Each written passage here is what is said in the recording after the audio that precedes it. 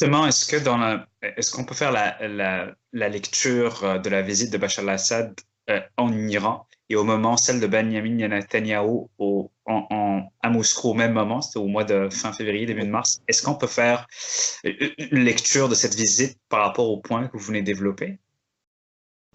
Alors, lecture de cette visite-là, je pense que Benjamin Netanyahou se rend à Moscou tout simplement parce que Moscou, c'est un partenaire important d'Israël et la Russie est très intéressée par Israël.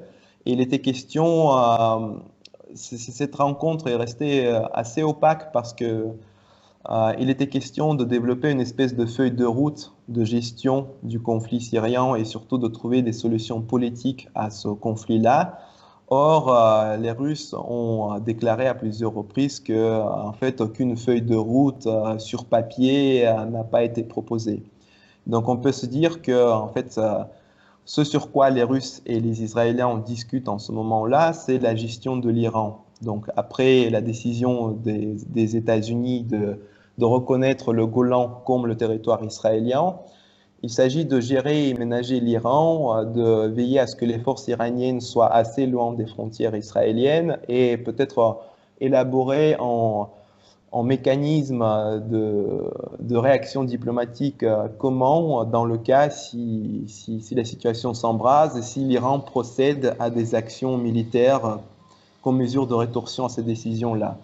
Et la visite de Bachar al-Assad en Iran s'explique tout simplement par le fait que l'Iran, c'est le véritable allié de Bachar al-Assad et que, à mon avis, Bachar al-Assad rend plus les comptes aux Iraniens qu'aux Russes.